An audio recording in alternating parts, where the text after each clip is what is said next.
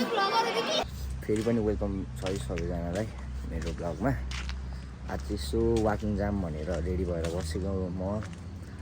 के भयो भन्दाखेरि चाहिँ पानी पऱ्यो सिमसिमे, रोकेपछि चाहिँ एकछिनमा जान्छु होला म। आज त्यही हुन्छ होला, यसो वाक हान्ने। अब चाहिँ यसो घट्नु पऱ्यो कि घट्नु पऱ्यो, अनि डाइटहरू पनि गर्न थालेको मैले। अनि त्यही हो, हेरिराख्नु न।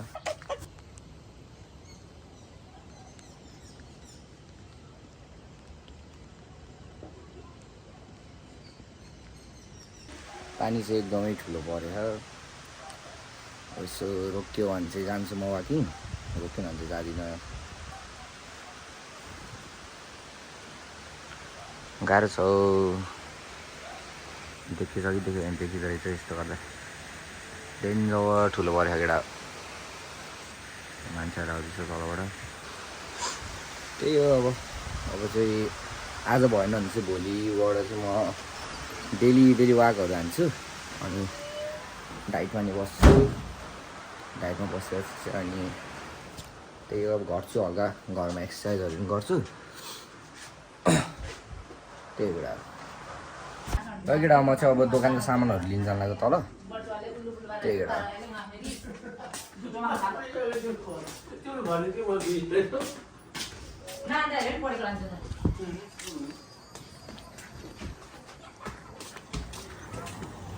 यही हाम्रो साधन चाहिँ। त्यही एउटा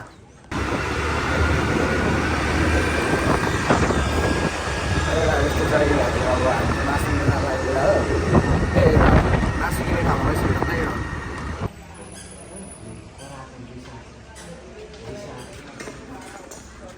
लगेर अब मासु किन्ने ठाउँमा चाहिँ पुगिसक्यो। त्यही बेला त्यसमा भेटौँ।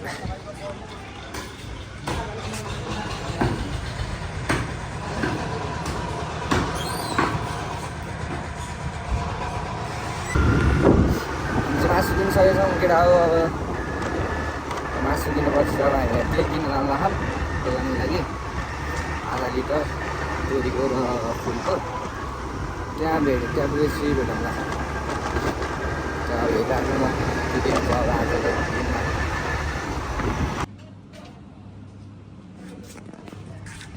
यसरी जान्छ केटा पैसाहरू चाहिँ। गाह्रो छ केटा हो, पैसाहरू टक्कै गर्छ। त्यही हो, अब पैसा कमाउनु पर्छ केटा हो धेरै। त्यसपछि अनुकूल प्रणाली तिनीहरू आउँछ। त्यही हो, हामी चाहिँ कहाँबाट उकालो चढिसक्यो केटा हो। यस्तै छ कहाँबाट उकालो चाहिँ। त्यही हो केटा।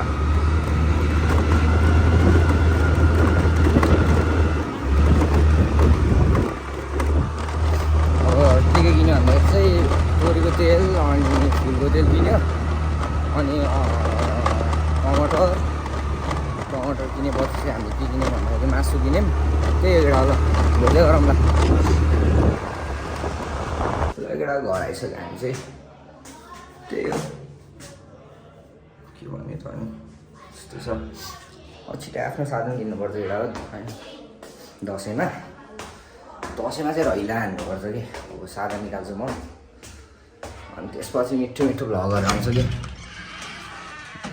त्यसपछि राइडहरू भ्लगहरू आउँछ। धेरै छ सोचहरू, माया सपोर्ट देखाइराख्नु न।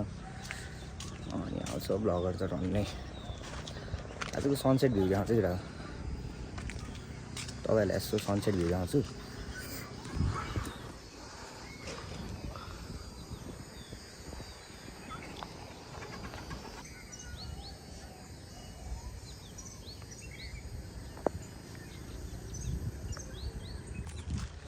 त्यही हो, ब्याकग्राउन्ड एकदम राम्रो आएको छ होला। राम्रै आएको छ होला। छेकेरै छ त नि यताबाट। राम्रो भ्लगहरू ल्याउने कोसिस चाहिँ गरिरहेको छु। त्यही हो, राम्रै आउँछ।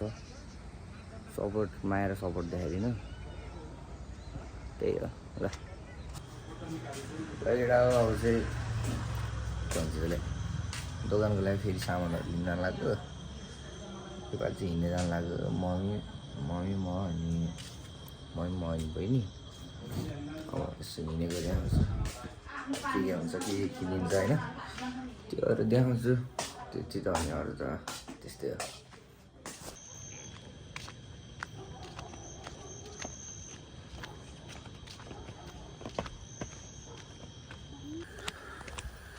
हामी चाहिँ फ्यान किन्न लाग्यो लास्टै गर्मी भयो थियो कि होइन त्यही भएर फ्यान किन्न लाग्यो हो त्यही हो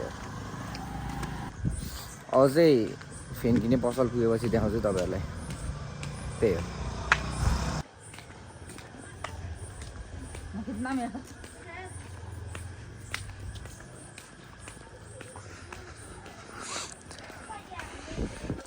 यस्तै छ अलि फुलबारीको पुग्न लाग्यो त्यहाँ चाहिँ त्यही हो हामी चाहिँ फ्यान किन्ने पसलमा पुगिसकेछौँ है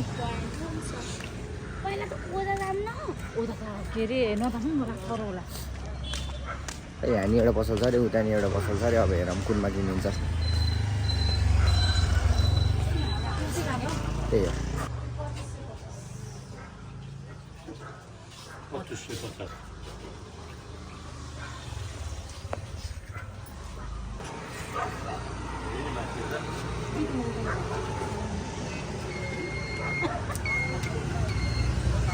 हामीले चाहिँ फ्यान किनिसकेको समय त्यही हो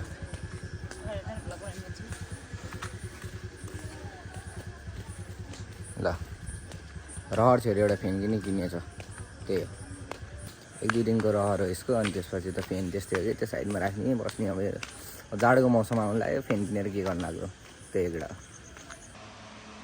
म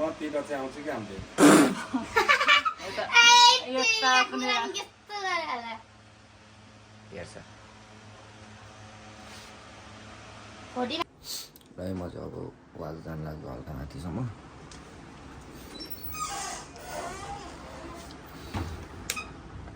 अब बाटोमा गएपछि त्यहाँ आउँछु म चाहिँ हिँडिसकेँ घरबाट अब हल्का माथिसम्म जान्छु धेरै माथि पनि जाँदिनँ त्यही हो अनि यसो त्यहाँ बस्छु यसो भ्यूहरू हेर्छु पोखराको तपाईँहरूलाई पनि देखाउँछु ल बिचमा क्लिपहरू हालिराख्छु काउडामा चाहिँ बाटोहरू धमाधम के भन्छ त्यसलाई बन्दैछ है पहिला चाहिँ राम्रो हुँदैछ तल चाहिँ बनिसक्यो यहाँ चाहिँ बनाउँदै रहेछ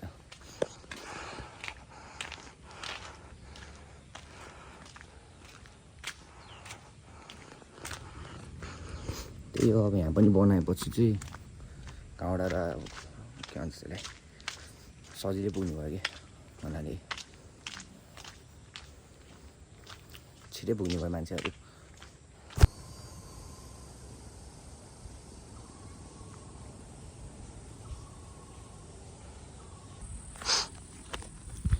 मन्दिर रहेछ यहाँ यसो जानु पऱ्यो होइन मन्दिरबाट यसो घन्टी बजाइदिन्छु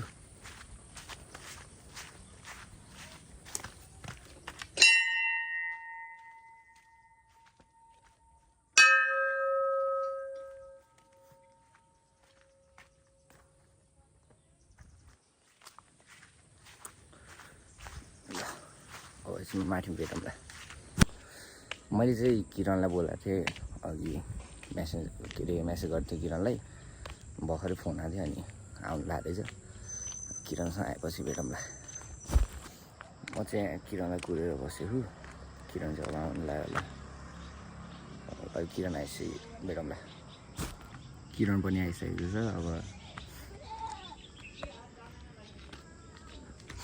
अब उता गएर भेटौँला एउटा ठाउँ छ कि बस्ने त्यहाँ बस्छु म हामी अनि सिधै बसेर घर जान्छौँ हामी चाहिँ आइसकेको छौँ यहीँ हामी चाहिँ यहीँ बस्न लाग्यो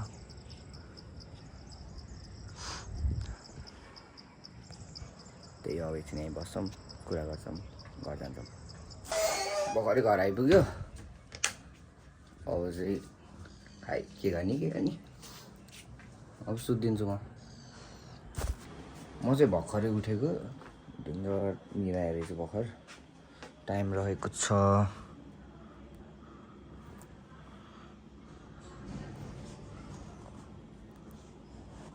1 8:16 आजको लागि यति नै हुन्छ होला ब्लग अब अर्को ब्लगमा भेटौँला सबैसँग